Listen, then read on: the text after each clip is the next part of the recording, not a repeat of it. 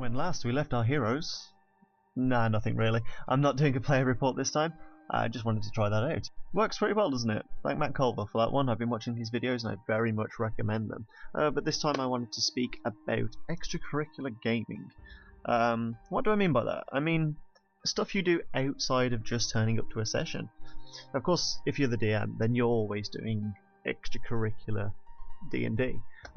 You're planning your sessions, you're building your world, and all that lovely stuff in between. You're counting up experience points and messaging players and arranging the next session and just everything that involves in that. But I mean the players. What do you do extra to your game?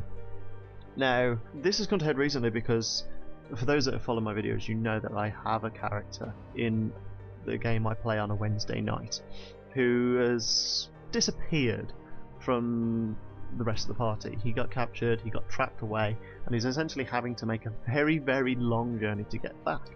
Now, this was untenable to play during the sessions because it's going to be potentially months and weeks of both in-game and real time that he's going to take to get back because there's just that much going on.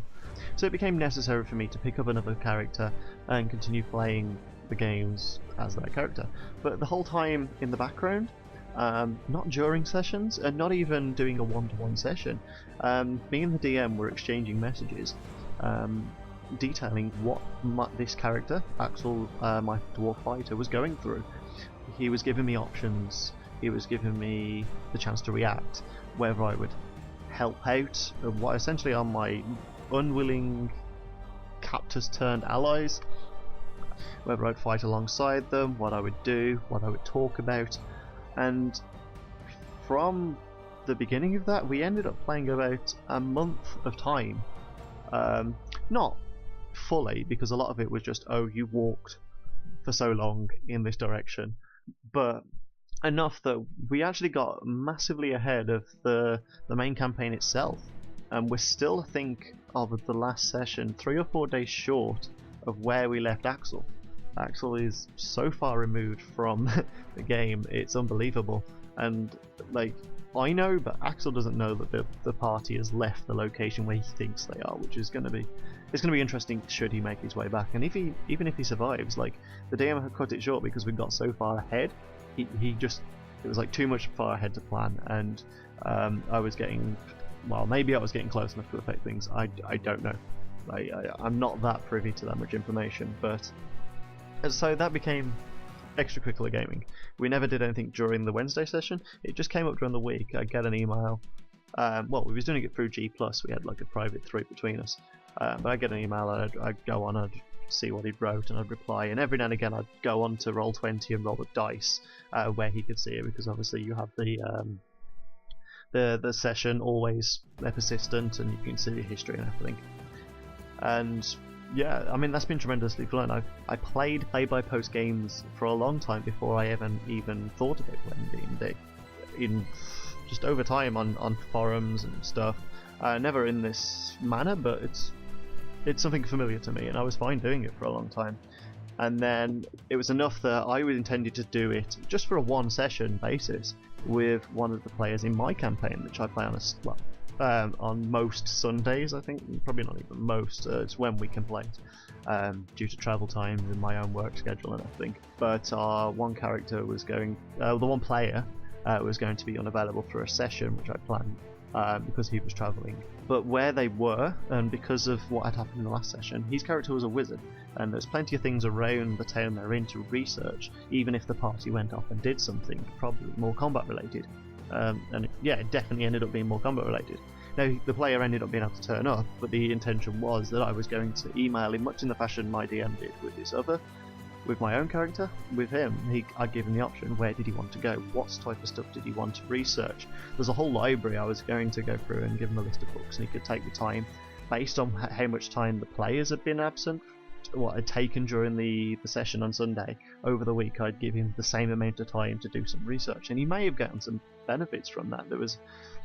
He's only a level 1 wizard, but there's enough stuff in there for him to learn, and he had the basis of a lot of things to go from.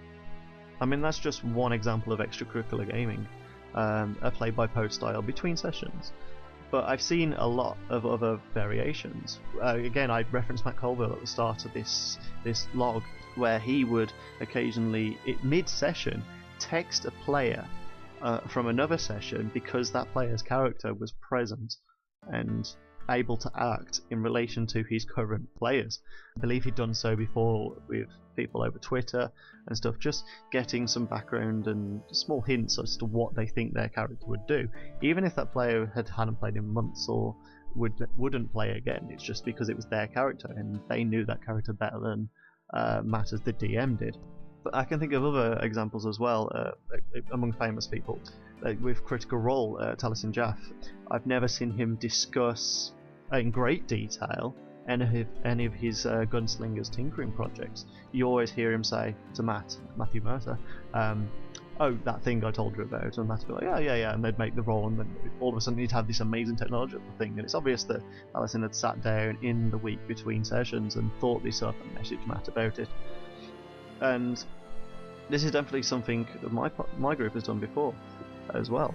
We play primarily on Roll20, but we've got it linked into a Google Plus community page. This is private for our group, but this page is more than just a way of having an event log where we can all reply and RSVP to a session.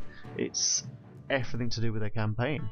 The first thing on there is a group of resources. There's the world outline and the original advert for the campaign on Roll20, plus house rule documents and background documents, all of our character sheets, past and present, and also just so much information that we've all put together.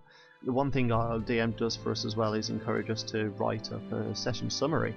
We each take it in turns, and he gives that player experience based on their level for writing out this thing. But as it is, we've played now 118 sessions, I think, as of last week, and we have 118 session summaries. So there's been a number of times where we've had to go back and go, hang on, what was that? And we've checked back at our previous summaries and go, oh yeah, we wrote this down because it was important. And similarly, we used to, this doesn't come up as much, but we have lists of people and lists of locations, names and brief descriptions of each, and we've had experience with that. It's just these massive lists. I mean, it's getting to the point after 118 sessions where it's hard to navigate the amount of stuff we've got on there, the ridiculous amount of information we've gathered on this world. But it all comes down to extracurricular gaming. Like, our session doesn't just encompass those 4 hours once a week that we play. It's quite often multiple times a week, whether it's just a single player filling out a session summary or someone outlining a few characters. We also have had, when it comes down and the time is right for us, we sit down and we plan things out.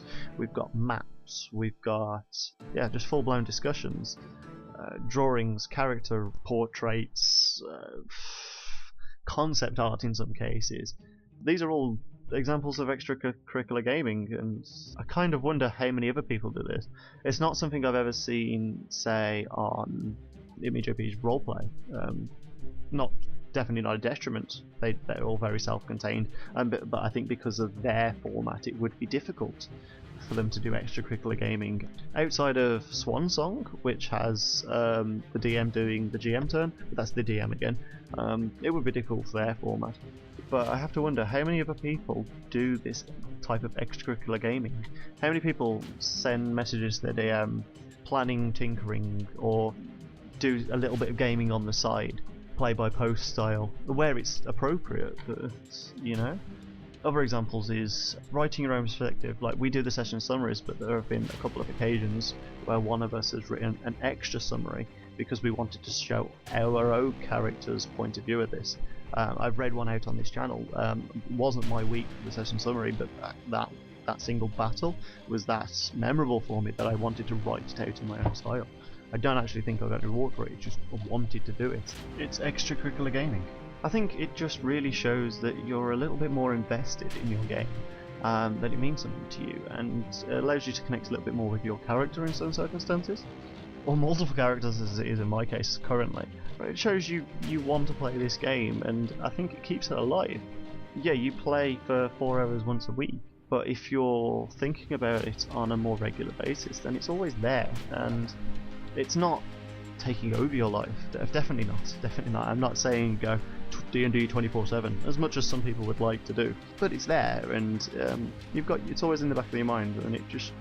I think when you actually sit down, you've got that apprehension, you've got that excitement, and the feeling, and it's easier to just re-immerse yourself in the world and your own character. So yeah, maybe drop a comment. Let me know of your own examples of extracurricular gaming.